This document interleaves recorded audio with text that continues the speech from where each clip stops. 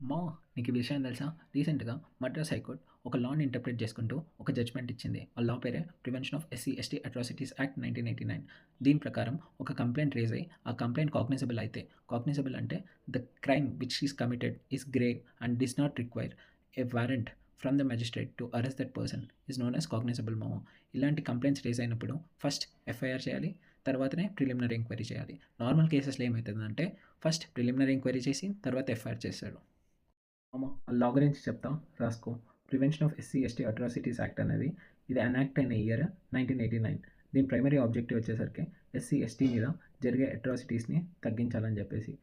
నీకు నార్మల్గా ఒక డౌట్ రావాలి మామ, ఎస్సీ ఎస్టీ మధ్యలో గొడవ అయితే ఈ ప్రివెన్షన్ ఆఫ్ అట్రాసిటీస్ యాక్ట్ అనేది అట్రాక్ట్ అవుతుందా కాదా అని చెప్పేసి. కాదు మామ, దీంట్లో అఫెన్సెస్ అనేది ఇన్వెస్టిగేషన్ చేసే authority it should not be below the rank of DSP మామ. దీంట్లో స్పెషల్ కోర్ట్స్ అనేవి ఎస్టాబ్లిష్ చేస్తారు ఈస్ట్ డిస్ట్రిక్ట్లో స్పీడీ ట్రయల్స్ కోసం.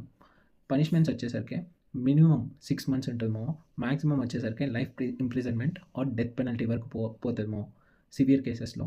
సో ఈడ వరకు నువ్వు చూసావంటే నువ్వు ఒక సిన్సియర్ ఆస్పిరెంట్ మామ. మన ఛానల్ని లైక్, షేర్ అండ్ సబ్స్క్రైబ్ చేయమావా. Thank you.